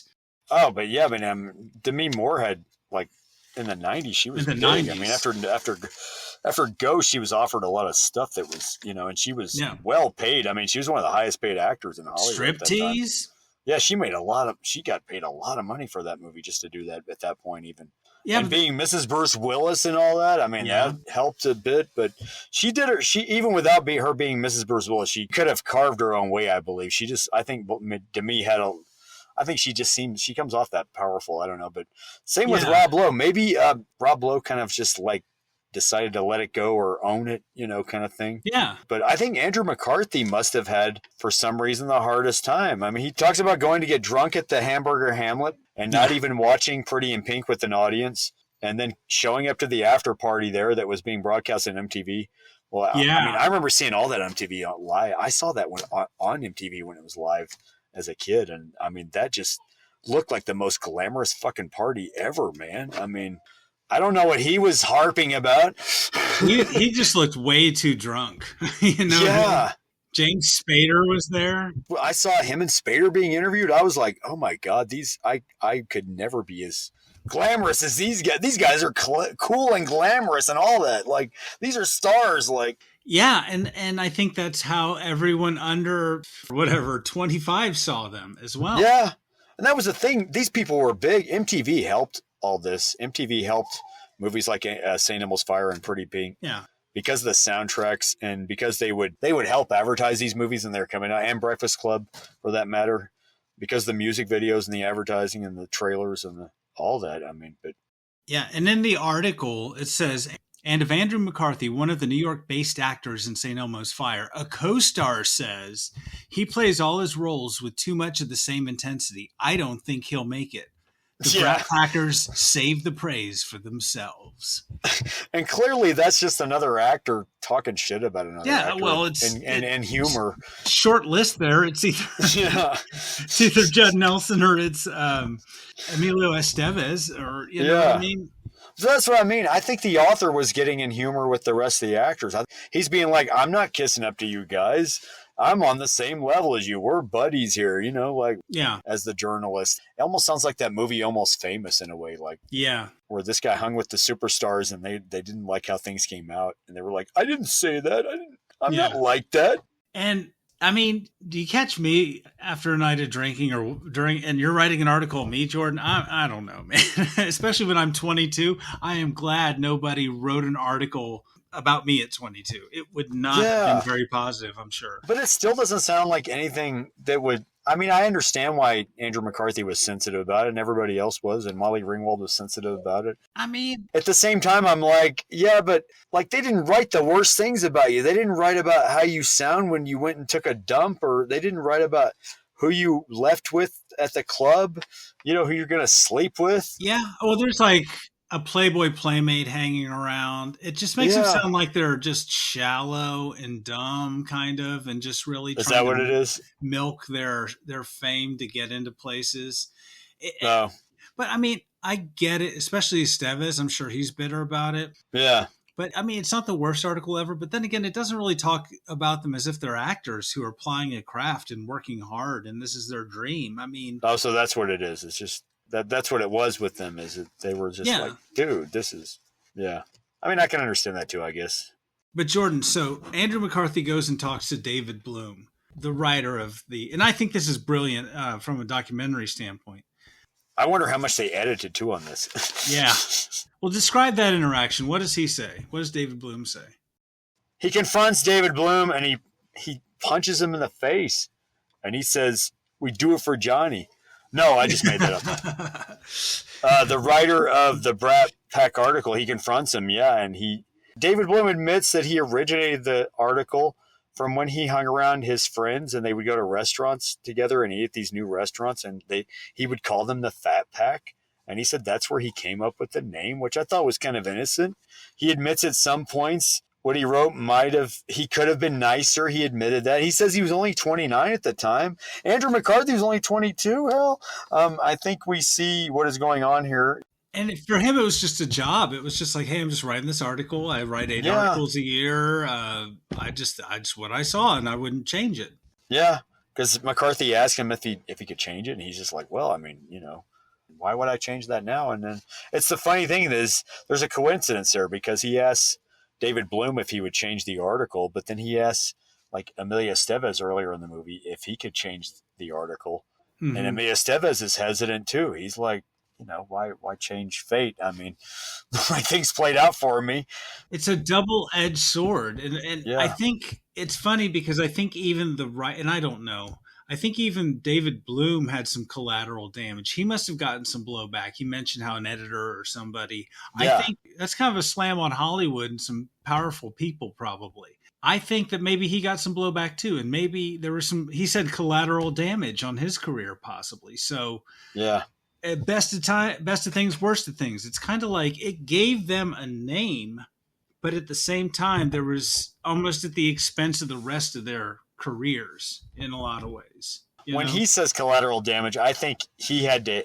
I think in a few ways, he did hear about the flack from it, because you can see people are vocal in the interviews. Oh yeah. Amelia Estevez very vocal back then in interviews from back then. You can look at Bobby Wagner interviews where she brings up the term, and they're very vocal. Molly Ringwald interviews where she's very vocal about the term Brat Pack. Yeah. Even John Cryer, where somebody asks him about the Brat Pack term, like how he's connected. But it seems like Demi Moore especially was his therapist there. Like, you got to let it go. That I thought was interesting too, right? Demi Moore seems like she's like got a psychology degree all of a sudden. Yeah, I know. It's amazing. She's like she sounds like somebody on the Jungian level, like deep level. I'm amazed. Like, she's a life coach. She's a yeah. But she's like, yeah, you only give that as much power as it has over you, and then you've made these decisions, or you've let it weigh you down. And she says it took her years to get over it herself, but obviously not as long as Andrew McCarthy. Yeah. She clearly got over it a while ago. But it was a phenomenon. They all went through it. Yeah. And I think, and Rob Lowe was like, but you got to bring them down to earth here. It's like, yeah, sure, that was the negative part. And I'm sure he felt the same way at the time. But how many people love those movies? Yeah. But Rob Lowe admits, like, yeah, but it was fun. Like, and then Andrew McCarthy says, could we have sold out Wimbledon the stadium? And Rob Lowe's like, in 1985, I'm pretty sure. And I mean, I don't think Rob Lowe's crazy for saying that. That's true. In 1985, was it Madison Square Garden? They could have. Or Madison Square Garden. If you put the cast of Breakfast Club and even like St. Elmo's Fire, just had them walk out onto a stage and just stand there like mannequins, people would be like, ah. They were almost Beatles big. I believe that they were. Partly because of Rob Lowe, too. I mean, Rob Lowe, everybody loved Rob Lowe. No joke. I mean, obviously, I read a lot about that. Everybody was gaga over Rob Lowe, and apparently in that David Bloom article, he talks about that. Everybody wanted Rob Lowe. What's also interesting, you'll love this part. This is a quote from the article. There is a spiritual father of the Brat Pack, but it is not an established star, nor is it Frank Sinatra or Sammy Davis Jr. or Peter Lawford. It is a grizzled 58-year-old character actor named Harry Dean Stanton. Ooh. He has been a familiar face around Hollywood and a cult hero among film buffs since the 1960s, but he has only lately become a real success as the star of Repo Man with Estevez, and most recently Paris, Texas, a movie which we talked about on a prior episode. Hell yeah, you gotta leave that in. The Brats admire Stanton for his acting gifts, but they have befriended him for his ability to relate to them as kids, sometimes partying with them all night and sleeping till noon. Oh my God. Just like Connor was saying, like how Harry Dean taught him about acting, like Harry Dean taught these kids about acting, shit. And I'd love to be a fly on the wall, boy, just with Harry Dean Stanton hanging out with like all these young actors. Man, he really was at all the cool parties, Harry Dean. Jeez, man, like, God. Yeah, so check out that episode where we talked about Paris, Texas. We talk about Harry Dean Stanton a lot. He's a national treasure who'll be missed. So anyway, I mean, does Andrew McCarthy sound like he's complaining too much to you, or does he sound like, or do you feel like kind of in between kind of? I think it's just like my feelings for St. Elmo's Fire. It has problems, but I can see why people like it. Yeah. I feel two ways about it. Andrew McCarthy, yes, I can see how this had a negative effect on their careers, like Andrew McCarthy's, Emilio Estevez, all of them had the same sort of PTSD, but they all handled it differently. They managed it differently. Yeah. Andrew McCarthy appears to be this is what my girlfriend said. She said, he's the brat of the Brat Pack. That's why he took it so hard. Oh, yeah. So to answer your question, I think a lot of this is him kind of complaining. And his wife even said, like, hey, get this out of your system. Go get humbled here. Yeah. Even the people that admit that it's effective, like Ali Sheedy. No, Ali Sheedy and Amelia Estevez both seem like they got over it even. Yeah. This is, like you said, this is Andrew McCarthy trying to exorcise his demons here. Yeah. And finding some common ground with a lot of people, but he just seems more hampered by it than everyone else. He's kind of working through his PTSD, his Brat Pack PTSD, and sort of dragging others into his insecurity. And they'll go a little bit with him, but they're not going all the way because, man, it's been 35 years, bro. Grow up. You know what I mean? Or whatever, 40 years. I guess because he was such a serious, sensitive actor, I guess. I don't know. I'm sorry I have to say it. Maybe that's what it was. Maybe. And I bet Judd Nelson and Molly Ringwald, both serious actors as well, I believe. Yeah. Are still hanging on to that too. Right? That's why they didn't want to be in the documentary. Yeah, because she was just like, I don't want to talk about it. Leave it there. And you can see old clips from Conan in the documentary where she's just like, we don't talk about it. But yeah, I love those people. But yeah, I don't want to talk about the Brat Pack. I mean, it's like Boo-hoo. I was beloved by generations of young people, but I cared about what some adults in the industry and some newspaper columnists thought. But I get it. I know. I'm like, at the same time, I'm like, I guess the only way I could relate is like, I used to go to this website where I used to like to read reviews, and I sent my movie in. This is before we had YouTube, and they would review it sometimes.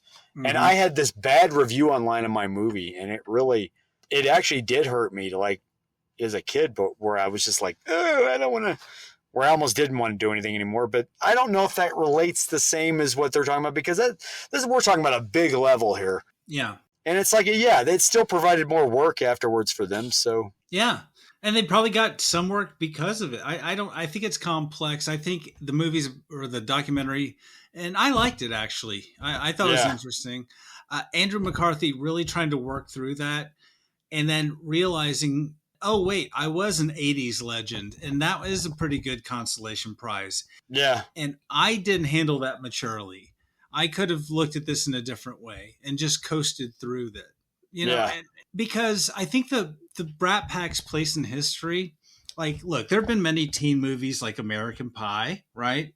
Yeah. In the 90s, there was Clueless, A Dazed and Confused, Bring It On.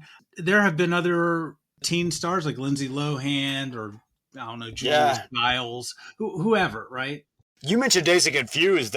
Dazed and Confused as a movie itself is like, it's like the American Graffiti of the 90s as far as actors go and who's who and who will become who later on. And I mean, you had everybody in that movie. My God, in Dazed and Confused, that was the St. Elmo's Fire of the 90s, kind of, as far as cast goes, at least. But I don't recall anyone giving that group of actors a moniker like, you guys are the blank generation or whatever. You know what I mean? Like, yeah, you're the Dazed and Confused pack. Yeah. the weed pack, or you know what I mean? Yeah. You guys are the weed whackers.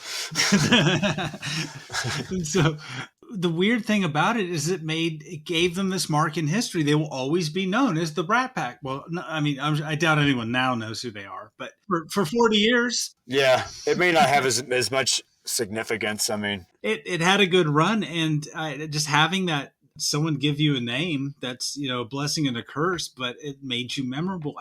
Different actors in the same situation did not have that luxury, and I wonder if others would have wanted that.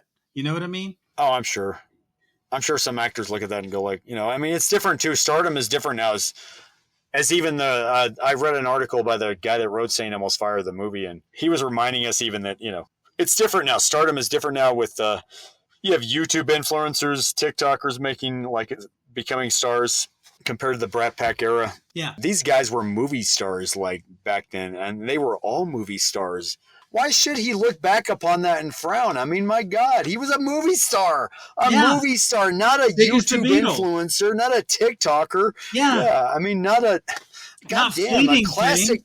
I mean, they don't have movie stars anymore. The 80s was the 80s and 90s, the last time we had a movie star, basically. Yeah. Movie stars, where it's just about the movies, and they didn't make it from YouTube or TikTok or whatever first, or Instagram or whatever.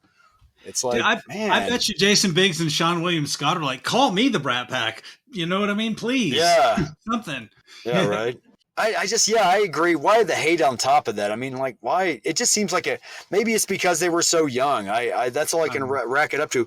Although Andrew McCarthy going on for this long about it, my God, it's still bothering him somewhat to make a documentary. I think that's on Andrew McCarthy, and I think the movie is really about how Demi Moore guides us all to our better selves. We could have just watched the documentary with him and Demi Moore, or a therapist, I guess. Yeah. That could have been a documentary, and then at the end, bam, Yeah. Anyway, I thought that was entertaining, and it was an interesting experiment to watch both St. Elmo's Fire and then that back to back to give it some context. I don't know if I recommend that for everyone. That's a lot. I mean, why not? Try it. Sorry, I know it's a bit much, but yeah. Watch Breakfast Club and then the documentary, I think. But, yeah, watch it. I think it was good. But don't you forget about... Oh, sorry, wrong movie. I'm sorry. I can feel that new horizon. I can see the blazing sky. And we'll probably have the theme song playing us out here. Oh, please. I hope it's the David Foster love theme. Yeah. Oh, really? Okay. Unless you feel otherwise. We should go Man in Motion. I don't know. Let me see how I feel when I edit this. All right, everyone. Thank you so much for listening to this discussion about Brat Pack movies. Our second one, it turns out. And if you like this episode, listen to some of our other episodes like Less Than Zero, where we also talked about Andrew McCarthy. Yes. Yeah. And tell your friends, tell your kids, tell your wife, tell strangers on the street, tell your brooding friend who hasn't gotten over a name somebody called him 40 years ago that you like this podcast and have them listen to it as well. Smash all the buttons, especially the good ones. Yeah, tell that friend of yours whose girlfriend you've been in love with for that whole time. You tell her how you feel, okay? Yeah. You tell her about our podcast as well while you're telling her that. And maybe next time we'll talk about a movie without as much 80s young adult melodrama. I don't know, Jordan. And cocaine. I don't know. A lot of cocaine in this movie. There was a lot. All right. And Jordan, this has been... Robots took my podcast. Also, you break my heart. Then again, you break everyone's heart. All trailers, clips, music, or any other copyrighted material are used sparingly, edited from their original forms, and used for the purposes of criticism, discussion, commentary, and education about these fine films.